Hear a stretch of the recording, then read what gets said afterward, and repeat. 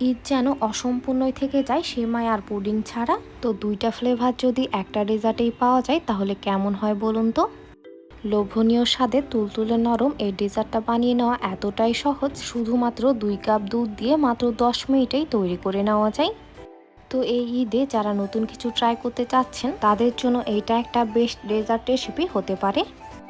So আশা করছি বরাবরের মতোই আজকের আমার এই সিম্পল এবং সহজ রেসিপিটাও আপনাদের অনেক ভালো লাগবে এবং উপকারে আসবে। আর ভালো লাগলে অবশ্যই একটি লাইক দিয়ে শেষ পর্যন্ত সাথে থাকবেন। তো আসসালামু আলাইকুম এভরিওয়ান, সবাইকে স্বাগতম জানাচ্ছি রেসিপিজ বাই স্নেহজ মম চ্যানেলে। আশা করছি সকলেই অনেক ভালো আছেন। সো আর কথা না বাড়িয়ে চলে যাচ্ছি এবারের মেকিং প্রসেসিংয়ে। আচ্ছা, তো এবার আমি চুলায় একটি প্যান বসিয়ে দিয়েছি। দেন এবার আমি এখানে দিয়ে দিলাম প্রায় 1 টেবিল চামচ পরিমাণ ঘি।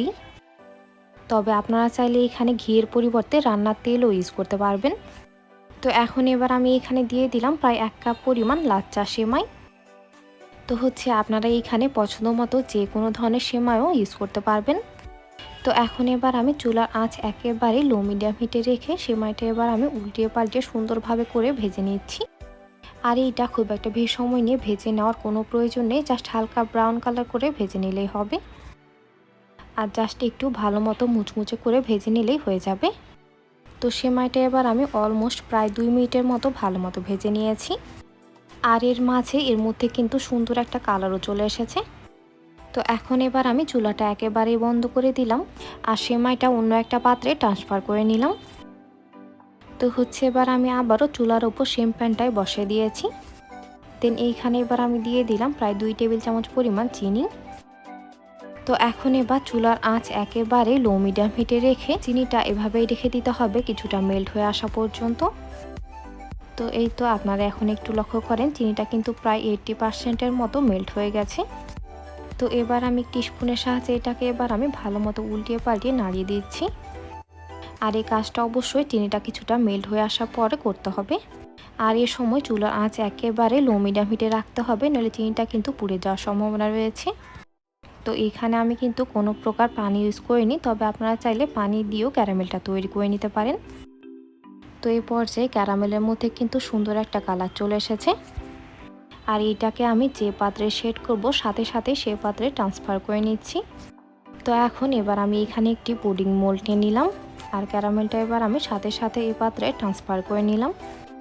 তো এবার এই মোল্ডটাকে এরকমভাবে ঘুরিয়ে ঘুরিয়ে সাথে সাথেই ক্যারামেলটা চারপাশে সুন্দরভাবে স্প্রেড করে নিতে হবে।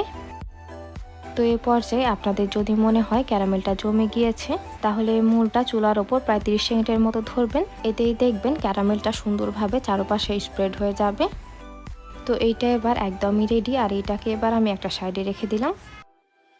তো এখন এবার আমি চুলায় একটি পাতিল বসিয়ে দিয়েছি আর এখানে এবার আমি দিয়ে দিলাম সামান্য একটু পানি।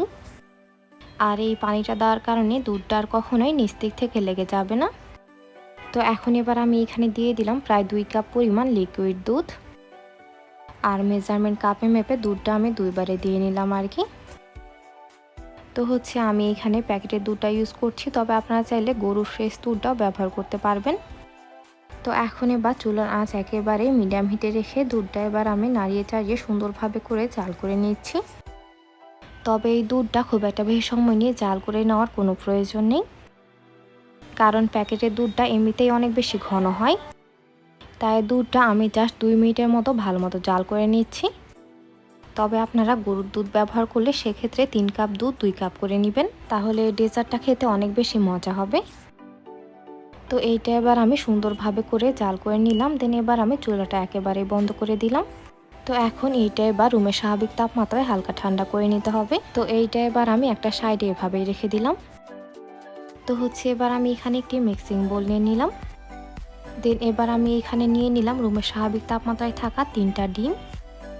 আর ডিমগুলো যদি ফ্রিজে থাকে তবে অবশ্যই 1 ঘন্টা আগে বের করে রাখবেন। আচ্ছা, তো এইখানে আমি 3টা ডিম ইউজ করছি, তবে আপনারা চাইলে 2টা ডিমও ইউজ করতে পারবেন, কারণ 2 কাপ দুধের জন্য 2টা ডিমই কিন্তু এনাফ। তবে আপনারা চাইলে আমার মতো 3টা ডিমও ইউজ করতে পারেন, তাতেও কোনো সমস্যা নেই। তো ডিমগুলো এবার আমি একটি হ্যান্ডউইচের সাহায্যে প্রায় 30 সেকেন্ডের মতো ভালো মতো ফেটিয়ে নিলাম। দেন এবার আমি এখানে নিয়ে নিলাম প্রায় হাফ কাপ পরিমাণ চিনি। তবে সম্পূর্ণ চিনিটা আমি একবারে দিয়ে দিচ্ছি না, অল্প অল্প করে দিয়েই ভালো মতো মিশিয়ে নিব। কারণ একবারে চিনিটা সম্পূর্ণটাই দিয়ে নিলে এটা মেল্ট করে নিতে একটু বেশি সময় লাগবে, তাই অল্প অল্প করে দিয়ে নিলে এই কাজটা অনেকটাই বেশি ইজি হয়ে যাবে। তবে আপনারা চাইলে চিনিটা ব্লেন্ডারে গুঁড়া করে সেটাও ইউজ করতে পারেন, তাহলে এই কাজটা আরও বেশি ইজি হয়ে যাবে। তো এখন চিনিটা এবার আমি অল্প অল্প করে প্রায় 3 বারে দিয়ে এটাকে ভালো মতো মিশিয়ে নিলাম। আর এর মাঝে চিনিটা কিন্তু একদম সুন্দরভাবে মেল্ট হয়ে গেছে। আর এই কাজটা করে নিতে খুব একটা বেশি সময় লাগে না, প্রায় 2 মিনিটের মতো ভালো মতো ফেটিয়ে নিলে হয়ে যাবে। তো এইটা এবার একেবারেই রেডি। তো ডিমের গন্ধ দূর করতে এবার আমি এখানে দিয়ে দিলাম প্রায় হাফ চা চামচ পরিমাণ এলাচের গুঁড়া। তবে আপনারা চাইলে এখানে যে কোনো ধরনের এসেন্সও ইউজ করতে পারবেন। তো এলাচের গুঁড়াটা দিয়ে নেওয়ার পর এটাকে এবার আমি আবারও ভালো মতো মিশিয়ে নিলাম। দেন এবার আমি এখানে দিয়ে দিলাম আমাদের আগে থেকে জাল করে রাখা কুসুম গরম দুধটা। আর এইখানে কিন্তু অবশ্যই হালকা গরম দুধটাই ব্যবহার করতে হবে, তবে দুধটা বেশি গরম হলে ডিমটা কিন্তু সাথে সাথে জমে যাবে। তো আপনারা পরিমাপ বুঝতে না পারলে একেবারে ঠান্ডা দুধটাও ব্যবহার করতে পারবেন। তো এইটা এবার আমি একদম ভালো মতো মিশিয়ে নিলাম, আর এইটা এবার একেবারেই রেডি। তো এখন এবার আমি পুডিং মোলটা নিয়ে নিলাম। দেন এবার আমি এর উপরে একটি স্ট্রেনার বসিয়ে দিলাম। তো এখন পুডিংয়ের মিশ্রণটা এবার আমি এর মধ্যে দিয়ে এটাকে ভালো মতো স্টেন করে নিচ্ছি। আর আপনারাও এটা স্টেন করে নেওয়ার চেষ্টা করবেন, তাহলে পুডিংটা অনেক বেশি সফট এবং ক্রিমি হবে। তো এখন চেলে নেওয়া বাড়তি অংশটা এবার ফেলে দিতে হবে। আচ্ছা, তো এবার আমি আমাদের আগে থেকেই ভেজে রাখা সেমাইটা অফ ক্যামেরায় প্রায় অর্ধেকটার মতো দিয়ে ফেলেছি। তো এখন এবার আমি বাকি অংশটা এরকমভাবে দিয়ে নিচ্ছি। তো সেমভাবে করে আমি সম্পূর্ণ সেমাইটা এর মধ্যে দিয়ে নিলাম। তো এবার একটি স্প্যাচুলার সাহায্যে এটাকে উপর থেকে একটু ভালো মতো নাড়িয়ে দিলাম। তো এখন এইটা এবার একেবারে রেডি পুডিং বানিয়ে নেওয়ার জন্য, আর এইটাকে আমি চুলায় নিয়ে চলে যাচ্ছি। তো এখন চুলায় এবার আমি একটি প্যান বসিয়ে দিয়েছি, আর এর উপর একটি পাতলা সুতি কাপড় দিয়ে নিলাম, আর এতে করে পুডিং মোল্ডটা আর নড়বে না। তো এখন এবার আমি পুডিং মোল্ডের ঢাকনাটা লাগিয়ে দিলাম। তবে আপনাদের কাছে ঢাকনা অ্যাভেলেবল না থাকলে এখানে ফয়েল পেপার অথবা অন্য যে কোনো ঢাকনা দিয়ে দিতে পারেন। তো এবার আমি এই মোল্ডটার প্রায় অর্ধেক বরাবর পানি এর মধ্যে দিয়ে দিলাম। দেন এবার আমি এর ঢাকনাটা লাগিয়ে দিলাম। আর ঢাকনায় যদি কোনো ছিদ্র থেকে থাকে তবে সেটা অবশ্যই কাগজ অথবা টিস্যু পেপার দিয়ে বন্ধ করে দিতে হবে। তো চুলার আঁচ মিডিয়ামে রেখে পুডিংটা এবার আমি অলমোস্ট প্রায় 10 থেকে 12 মিনিটের মতো ভালো মতো স্টিম করে নিলাম। তো এবার আমি এই ঢাকনাটা খুলে চেক করে দেখে নিচ্ছি এটা ভালো মতো স্টিম হয়েছে কিনা। তো টুথপিকটা একেবারে ক্লিন এসেছে, মানে এটা একদমই রেডি। আর টুথপিকে যদি কিছু লেগে থাকে তবে আপনারা অবশ্যই এটাকে আরও কিছুটা সময়ের জন্য ভালো মতো স্টিম করে নেবেন।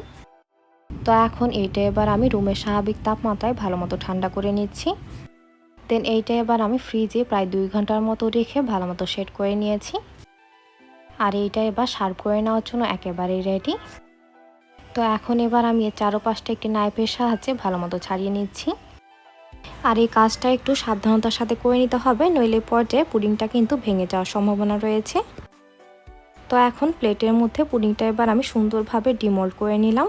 তো মাশাআল্লাহ পুডিংয়ের কালারটা কিন্তু অনেক সুন্দর হয়েছে।